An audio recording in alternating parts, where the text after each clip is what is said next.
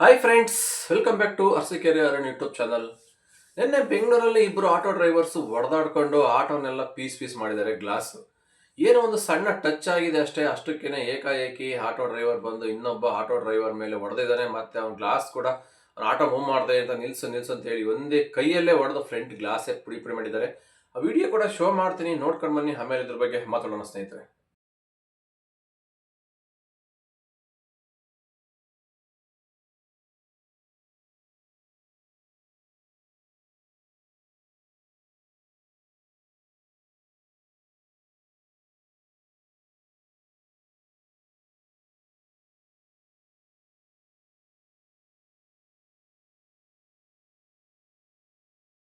ನೋಡೋರಲ್ಲ ಸ್ನೇಹಿತರೆ, ಇದೇ ವಿಡಿಯೋ.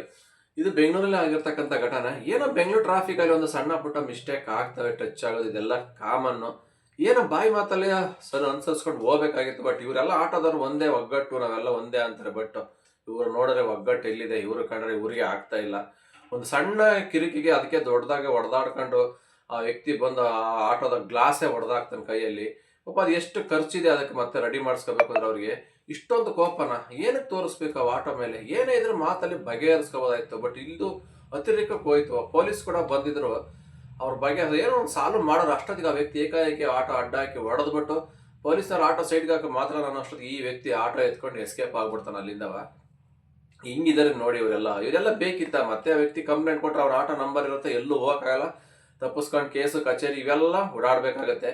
ಏನೇ ಆಗಲಿ ಬೆಂಗಳೂರು ಟ್ರಾಫಿಕ್ ಅಂದಮೇಲೆ ಒಂದು ಸಣ್ಣ ಪುಟ್ಟ ಟಚ್ ಮಿಸ್ ಹಾಗೆ ಆಗ್ತಾ ಇರ್ತವೆ, ಸ್ಕ್ರ್ಯಾಚು. ಅವೆಲ್ಲ ಮಾತಲ್ಲೇ ಬಗೆಹರಿಸ್ಕೋಬೇಕು ಅಷ್ಟೇ. ಏಕಾಏಕಿ ಕೈ ಮಾಡೋದು, ಅವ್ರು ನಿಮ್ಮ ಮೇಲೆ ಕೈ ಮಾಡೋದು, ಮತ್ತೆ ಈ ಥರ ಒಂದು ದೊಡ್ಡ ಗಲಾಟೆಗಳು ಸುಮ್ಮನೆ ಇವೆಲ್ಲ ಬೇಡ. ಇಲ್ಲಿ ನೋಡ್ಕೊಂಡ್ರೆ ಗೊತ್ತಾಗ್ತಾ ಇದೆ ಆಟೋ ಡ್ರೈವರ್ಗಳಲ್ಲಿ ಒಗ್ಗಟ್ಟಿದೆ. ನಾವು ಬೈಕ್ ಟ್ಯಾಕ್ಸಿ ವಿರುದ್ಧ ಹೋರಾಡ್ತೀವಿ, ಹಂಗೆ ಮಾಡ್ತೀವಿ ಹಿಂಗೆ ಮಾಡ್ತೀವಿ ಅಂತ. ಯಾವ ಬದನೆಕಾಯಿ ಇಲ್ಲ. ಈ ಸಣ್ಣ ಪುಟ್ಟವಕ್ಕೇನೆ ಇವ್ರೇ ಕಿತ್ಲಾಡ್ಕೊಂಡು ಹೊಡೆದಾಡ್ಕೊಂತವ್ರೆ ಅಂತಂದ್ರೆ ಇನ್ನು ಬೈಕ್ ಟ್ಯಾಕ್ಸಿ ವಿರುದ್ಧ ನಾವೆಲ್ಲ ಸಂಘಟನೆ ಕೊಟ್ಕೊಂಡು ಹೋರಾಡ್ತೀವಿ, ಬೈಕ್ ಟ್ಯಾಕ್ಸಿ ಬ್ಯಾನ್ ಮಾಡ್ತೀವಿ, ಹಂಗೆ ಹಿಂಗೆ ಅಂತಾರೆ. ಇಲ್ಲಿ ಮಾಡ್ತಾರೆ ಸ್ವಾಮಿ, ನೋಡಿದ್ರೆ ಗೊತ್ತಾಗ್ತಾ ಇದೆ ಇಲ್ಲೇನೆ. ಇವತ್ತು ಬೆಂಗಳೂರಲ್ಲಿ ಪ್ರತಿನಿತ್ಯ ಎಷ್ಟೋ ವಿಡಿಯೋಗಳು ಈ ಥರದ್ದು ಬರ್ತಾನೆ ಇರ್ತವೆ. ಅವರವರೇ ಕಿತ್ತಾಡ್ಕೊಳೋದು, ಒಬ್ಬರನ್ನ ಕಂಡ್ರೆ ಇನ್ನೊಬ್ರಿಗಾಗಲ್ಲ. ಒಬ್ಬ ಆನ್ಲೈನಲ್ಲಿ ಡ್ಯೂಟಿ ಮಾಡ್ತಾ ಇರ್ತಾರೆ, ನೀನು ಯಾಕಪ್ಪ ಆನ್ಲೈನಲ್ಲಿ ಡ್ಯೂಟಿ ಮಾಡ್ತಿದ್ದೀವಿ, ಆ್ಯಪ್ ಡಿಲೀಟ್ ಮಾಡೋಂಥ ಒಬ್ಬ ಕಿರಿಕ್ ಮಾಡ್ತಾರೆ. ನನ್ನ ಇಷ್ಟಪ್ಪ, ನೀನು ಯಾರು ಕೇಳೋಕ್ಕಿಂತ ಇನ್ನೊಬ್ಬ. ಈ ಥರ ಎಷ್ಟು ವಿಡಿಯೋಗಳು ನಾವು ನೋಡ್ತಾನೆ ಇರ್ತೀವಿ ಪ್ರತಿನಿತ್ಯವ. ಅವ್ರ ಕಂಡ್ರೆ ಇವ್ರಿಗಾಗಲ್ಲ, ಇವ್ರ ಕಂಡ್ರೆ ಅವ್ರಿಗಾಗಲ್ಲ ಅಂತದ್ರಲ್ಲಿ ಇನ್ನು ಬೈಕ್ ಟ್ಯಾಕ್ಸಿ ವಿರುದ್ಧ ನಾವು ಹೋರಾಡ್ತೀವಿ. ನಮ್ಮ ಸಂಘಟನೆಗಳಿದ್ದಾವೆ. ಏನಾದ್ರು ಪ್ರಾಬ್ಲಮ್ ಆದರೆ ಒಂದು ಫೋನ್ ಮಾಡಿ ಬಂದ್ಬಿಡ್ತೀವಿ ನಾವೆಲ್ಲ, ಹಂಗೆ ಸಾಲ್ವ್ ಮಾಡ್ತೀವಿ ಪ್ರಾಬ್ಲಮ್ ಅಂತಾರೆ. ಬಟ್ ಯಾರೂ ಆಗಲ್ಲ. ನಾವು ಹೇಳ್ತಿಲ್ವಾ, ಇವತ್ತು ನಿಮಗೇನಾರು ಆದ್ರೆ ಪ್ರಾಬ್ಲಮ್ಮು ನೀವೇ ಸಾಲ್ವ್ ಮಾಡ್ಕೋಬೇಕು ಅಷ್ಟೇ. ಸುಮ್ಮನೆ ಹೇಳ್ತಾರೆ ಅಷ್ಟೇ, ಅಲ್ಲ ಹಂಗೆ ಹಿಂಗೆ ಅಂತ. ಯಾರು ಆಗಲ್ಲ. ಇಲ್ಲಿ ನೋಡಿದ್ರೆ ಗೊತ್ತಾಗ್ತಾ ಇದೆ.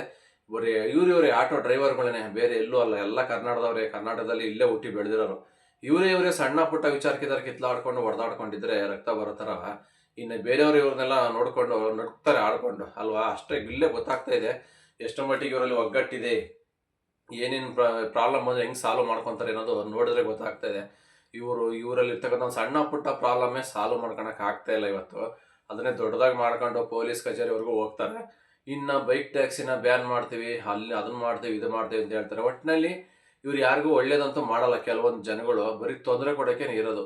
ಈ ಥರ ಇವ್ರಿಗೆ ಕಿರಿಕ್ ಮಾಡ್ಕೊಂಡು ಇವ್ರಿಗೆ ತೊಂದರೆ ಕೊಡೋದು, ಮತ್ತೋಗಿ ಬೈಕ್ ಟ್ಯಾಕ್ಸಿ ಅವ್ರನ್ನ ಇಟ್ಕೊಂಡು ಅಲ್ಲಿ ಅವ್ರಿಗೆ ತೊಂದರೆ ಕೊಡೋದು, ಏನೋ ಒಂದು ರೀತಿ ಮಾಡ್ತಾನೆ ಇರ್ತಾರೆ ಅಷ್ಟೇ. ಒಟ್ಟಿನಲ್ಲಿ ಒಳ್ಳೆ ಕೆಲಸಗಳಂತ ಮಾಡಿ ಒಳ್ಳೆ ಹೆಸರು ತಗೊಳ್ಳಿ ಅಂದರೆ ತಗೊಳ್ಳಲ್ಲ. ಈ ಥರ ಕೆಲಸ ಮಾಡಿ ವೈರಲ್ ಆಗ್ತಾರೆ ಅಷ್ಟೇ, ಸುಮ್ಮನೆ ಅನ್ನೆಸರಿ. ಏನೇ ಆಗಲಿ ಮನುಷ್ಯನಿಗೆ ಕೋಪ ಕೈಗೆ ಬುದ್ಧಿ ಕೊಡಬಾರ್ದು ಅಂತಾರೆ. ಏನೇ ಒಂದು ಪ್ರಾಬ್ಲಮ್ ಆದರೂ ಮಾತಲ್ಲೇ ಬಗೆಹರಿಸ್ಕೋಬೇಕು. ಒಂದು ಸೆಕೆಂಡ್ ನೀವು ಯಾರು ಏನಾದ್ರು ಕೋಪಕ್ಕೆ ಕೈ ಬುದ್ಧಿ ಕೊಟ್ಟರೆ ಈಗ ಆಯ್ತಲ್ಲ, ಈ ಥರ ಪರಿಸ್ಥಿತಿ ಎದುರಿಸ್ಬೇಕಾಗತ್ತೆ. ಆ ವ್ಯಕ್ತಿ ಆಟೋ ಕೂಡ ಡ್ಯಾಮೇಜ್ ಆಯಿತು, ಅದನ್ನು ರೆಡಿ ಮಾಡಿಸ್ಬೇಕಂದ್ರೆ ಮತ್ತೆ ಎಷ್ಟು ಸಾವಿರಾರು ರೂಪಾಯಿ ದಂಡ ಹಾಕಬೇಕು. ಮಾಡೋದೇ ಏನೋ ಇವತ್ತು ಆರ್ಡ್ರ್ ಇಲ್ಲ, ಬಾಡಿಗೆ ಇಲ್ಲ ಅಂತ ಬಡ್ಕೊತಾರೆ. ಅದರಲ್ಲಿ ಏನೋ ಇಷ್ಟ ಸಂಪಾದನೆ ಮಾಡ್ಕೊಂಡು ಹೋಗಿರ್ತಾರೆ. ಈಗ ಮತ್ತೆ ಮಾಡಿದ್ನೆಲ್ಲ ಆಟಕ್ಕೆ ಖರ್ಚಿಗೆ ಹಾಕಬೇಕು. ಏನೋ ಪ್ರಾಬ್ಲಮ್ ಆಗ್ತವೆ ಹೇಳ್ದಲ್ಲ, ಅದು ಆಗಿದ್ದಕ್ಕೆ ಅದನ್ನೇ ದೊಡ್ಡದು ಮಾಡ್ಕೊಂಡು ಹೈಲೈಟ್ ಮಾಡ್ಕೊಂಡು ಹೋಗಬಾರ್ದು. ಏನೋ ವ್ಯಕ್ತಿ ಅಲ್ಲಿಂದ ತಪ್ಪಿಸ್ಕೊಂಡು ಹೊಡೋಗಿರ್ಬೋದು, ಎಲ್ಲೂ ಹೊಡೋಕ್ಕಾಗಲ್ಲ. ಎಲ್ಲ ಕಡೆ ಕ್ಯಾಮ್ರಾ ಇರ್ತಾವೆ ಬೆಂಗಳೂರಲ್ಲಿ. ಅವನೇನೋ ಒಂದು ಸೆಕೆಂಡ್ ಕೋಪ ಬಂದ್ಬಿಡ್ತು, ಹೊಡೆದ್ಬಿಟ್ಟು ಅವ್ನ ಪರುಷ ತೋರಿಸ್ಕೊಳಕ್ಕೋಸ್ಕರ. ಆನಂತರ ಅದಕ್ಕೆ ಆಗಿರ್ತಕ್ಕಂಥ ಪೆನಾಲ್ಟಿ ಅವನೇ ಕಟ್ಕೊಡ್ಬೇಕಾಗತ್ತೆ. ಏನೇ ಆಗಿರ್ಬೋದು ಅದು ಮಾತಲ್ಲೇ ಬಗೆಹರಿಸ್ಕೋಬೇಕು. ಕೈ ಮಾಡೋದಾಗಲಿ, ಒಂದು ಪ್ರಾಪರ್ಟಿ ಡ್ಯಾಮೇಜ್ ಮಾಡೋದಲ್ಲಿ ಯಾರಿಗೂ ರೈಟ್ಸ್ ಇಲ್ಲ. ಇನ್ ಕೇಸ್ ಎಷ್ಟೋ ಜನ ಹಿಂಗೆ ಮಾಡೋದು, ಬೈಕ್ ಟ್ಯಾಕ್ಸಿ ಟೂ ವೀಲರ್ಗಳನ್ನ ಅಷ್ಟೇ ಕೀ ಕಿತ್ಕೊಳೋದು, ಓಡೋಕೆ ಹೋದ್ರೆ ಅವ್ರಿಗೆ ಹೊಡಿಯೋದು, ಬೈಯೋದು, ಈ ಥರ ಎಷ್ಟೋ ಘಟನೆ ಆಗಿದೆ. ಇವರೆಲ್ಲ ಇದೇ ಥರ ಮಾಡ್ತಾ ಇರ್ತಾರೆ ಕೆಲವೊಂದಿಷ್ಟು ಜನ. ಇದನ್ನು ಮಾಡೋದು ನೋಡಿ ಮೇರೆಯವರು ನಗ್ತಾರೆ ಆಡ್ಕೊಂಡು ಇವ್ರನ್ನ. ಇವ್ರು ಏನು ಹಿಂಗೆ ಆಡ್ತಾರಪ್ಪ ಬೆಂಗಳೂರಲ್ಲಿ, ಇವರು ನೆಮ್ಮದಿಯಾಗಿ ಡ್ಯೂಟಿ ಮಾಡೋಕ್ಕೆ ಬಿಡಲ್ಲ, ಬೇರೆಯವರು ನೆಮ್ಮದಿಯಾಗಿ ಡ್ಯೂಟಿ ಮಾಡಲ್ಲ. ಈ ಥರ ಕಿರಿಕ್ ಮಾಡ್ಕೊಂಡು ಎಲ್ಲದರಲ್ಲೇ ಟ್ರಾಫಿಕ್ ಜಾಮ್ ಮಾಡ್ಕೊಂಡು ಕಿರಿಕಿರಿ ಉಂಟು ಮಾಡ್ತಾರೆ ಪಬ್ಲಿಕ್ಸ್ಗೆಲ್ಲ ಅಂತ ಬೈಕೊಂತ ಇರ್ತಾರೆ ಎಲ್ಲರೂ. ಇಲ್ಲೂ ಹಂಗೆ ಆಗಿರೋದು, ಟ್ರಾಫಿಕ್ ಜಾಮ್ ಮಾಡ್ಕೊಂಡು ಕಿತ್ಲಾಡ್ಕೊಂಡು ಕೂತಾರೆ ಸೆಂಟ್ರ್ ರೋಡಲ್ಲಿ. ಪೊಲೀಸ್ ಬಂದ್ರೂ ಅವ್ರಿಗೂ ಬೆಲೆ ಇಲ್ಲ. ಜಗಳ ಆಡ್ತಾನೆ ಇದ್ರೆ ಪೊಲೀಸ್ ಎದುರಿಗೇನೆ ಆ ವ್ಯಕ್ತಿ ಆಟೋ ಗ್ಲಾಸು ಹೊಡೆದಾಕಿದ. ಏನು ಕತೆ ಅಂತಾನೆ ಅರ್ಥ ಆಗ್ತಾ ಇಲ್ಲ ಇವ್ರದ್ದು. ಒಟ್ಟಾರೆ ಹೇಳ್ಬೇಕಂದ್ರೆ ಫಸ್ಟ್ ಇವರಲ್ಲಿ ಪ್ರಾಬ್ಲಮ್ ಸಾಲ್ವ್ ಮಾಡ್ಕೋಬೇಕು, ಇವರು ಸರಿ ಹೋಗ್ಬೇಕು. ಇವು ಹಂಗಾದ್ರೆ ಮಾತ್ರ ಮುಂದೆ ಏನೇ ಒಂದು ಪ್ರಾಬ್ಲಮ್ ಆದ್ರೂ ಸಾಲ್ವ್ ಮಾಡೋಕ್ಕಾಗತ್ತೆ. ಯಾರೋ ಒಂದಿಷ್ಟು ಜನ ಇದ್ದಾರೆ ಒಳ್ಳೆಯವರು, ಸಂಘಟನೆ ಕಟ್ಕೊಂಡು ಹೋರಾಡೋರು ಇದ್ದಾರೆ, ಇಲ್ಲ ಅಂತ ಹೇಳ್ತಾ ಇಲ್ಲ. ಆದರೆ ಯಾರೋ ಕೆಲವೊಂದು ಇಂಥವ್ರಿಂದ ಸುಮ್ಮನೆ ಎಲ್ಲರಿಗೂ ಕೆಟ್ಟ ಹೆಸರು ಬರೋದಂತೂ ಗ್ಯಾರಂಟಿ.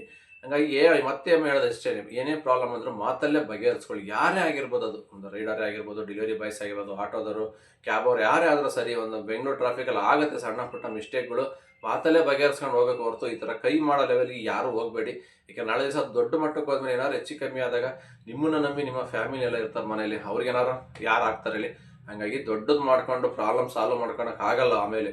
ಏಕೆಂದರೆ ಒಂದು ಸೆಕೆಂಡ್ ಅಷ್ಟೇ ಕೋಪದ ಕೈ ಬುದ್ಧಿ ಕೊಡೋದು, ಆಮೇಲೆ ಅದರ ಪಶ್ಚಾತ್ತಾಪನ ನೀವೇ ಅನುಭವಿಸ್ಬೇಕಾಗುತ್ತೆ. ಯಾರೇ ಆಗಲಿ ಮಾಡ್ತಾರಲ್ಲ ತಪ್ಪು ಅವರೇನೆ. ಅದಕ್ಕೋಸ್ಕರ ಅಷ್ಟೇ ಈ ವಿಡಿಯೋ ಮಾಡಿದ ಉದ್ದೇಶ ಬೇರೆ ಇನ್ನೇನಿಲ್ಲ. ಏನೇ ಮಾಡೋಂಗಿತ್ತು ಮಾತಲ್ಲಿ ಬಗೆಹರಿಸ್ಕೊಳ್ಳಿಲ್ಲ, ಏನಾದ್ರು ಪ್ರಾಬ್ಲಮ್ ಆಯ್ತಾ ಕಂಪ್ಲೇಂಟ್ ಕೊಡಿ. ಅದಕ್ಕೆ ಅಂತ ನ್ಯಾಯ ತೀರ್ಮಾನ ಮಾಡೋಕ್ಕೆ ಪೊಲೀಸು, ಕೋರ್ಟು, ಕಚೇರಿ ಇರ್ತಾರೆ, ಅವ್ರು ನೋಡ್ಕೊತಾರೆ. ಏಕಾಏಕಿ ಕಾನೂನನ್ನ ಕೈ ತಗೊಳ್ಳೋ ಅಧಿಕಾರ ಯಾರೊಬ್ರಿಗೂ ಇಲ್ಲ. ಏಕೆಂದರೆ ನಮ್ಮದು ಪ್ರಜಾಪ್ರಭುತ್ವ ದೇಶ ಆಗಿರೋದ್ರಿಂದ ಎಲ್ಲರಿಗೂ ಸಮಾನತೆ ಹಕ್ಕು ಇದೆ. ಏನೇ ಪ್ರಾಬ್ಲಮ್ ಆದ್ರೂ ಕಾನೂನು ಮಿತಿಲೇ ಬಗೆಹರಿಸ್ಕೋಬೇಕು. ಕೈ ಮಾಡತಕ್ಕ ಅಧಿಕಾರ, ಒಂದು ಪ್ರಾಪರ್ಟಿ ಡ್ಯಾಮೇಜ್ ಮಾಡೋ ಅಧಿಕಾರ ಯಾರಿಗೂ ಕೊಟ್ಟಿಲ್ಲ, ಯಾವ ರೈಟ್ಸು ಇಲ್ಲ ಯಾರಿಗೂ. ಹಾಗಾಗಿ ಆ ವ್ಯಕ್ತಿ ತಪ್ಪು ಮಾಡಿದರೆ ಆ ವ್ಯಕ್ತಿಗೆ ಏನು ಶಿಕ್ಷೆ ಆಗಬೇಕು ಆಗುತ್ತೆ. ಆ ವ್ಯಕ್ತಿ ಡ್ಯಾಮೇಜ್ ಮಾಡಿರ್ಬೋದು ಆ ವ್ಯಕ್ತಿಗೆ ಆಟೋ, ಬಟ್ ಅವನು ಅದನ್ನು ಮಾತಲ್ಲಿ ಬಗೆಹರಿಸ್ಕೋಬೇಕಾಯ್ತು, ಇಲ್ಲ ಕಂಪ್ಲೇಂಟ್ ಕೊಟ್ಟು ಏನೋ ಒಂದು ಕ್ಲಿಯರ್ ಮಾಡ್ಕೋಬೇಕಾಯ್ತು. ಏಕಾಏಕಿ ಆಟೋ ಮೇಲೆ ಕೈ ಮಾಡಿರೋದು ಆ ವ್ಯಕ್ತಿಗೂ ಕೂಡ ಹೊಡೆದ್ರೆ ರಕ್ತ ಬರೋಂಗೆ ಎಲ್ಲ ತಪ್ಪು ಮಾಡಬಾರ್ದಾಗಿತ್ತು. ತಪ್ಪು ಮಾಡಿದಾನೆ ಶಿಕ್ಷೆ ಅಥವಾ ಹಾಗೆ ಆಗುತ್ತೆ. ಈ ವಿಡಿಯೋ ಇಷ್ಟ ಆದರೆ ಲೈಕ್ ಮಾಡಿ, ಶೇರ್ ಮಾಡಿ, ನಿಮ್ಮ ಅನಿಸಿಕೆಗಳನ್ನು ಕಮೆಂಟ್ ಬಾಕ್ಸ್ ತಿಳಿಸಿ ಸ್ನೇಹಿತರೆ. ಮತ್ತೆ ಸಿಗ್ತೀನಿ ಮುಂದಿನ ವಿಡಿಯೋದಲ್ಲಿ. ಅಲ್ಲಿವರೆಗೂ take care, bye bye, have a nice day. ಜೈ ಹಿಂದ್, ಜೈ ಕರ್ನಾಟಕ ಮಾತೆ.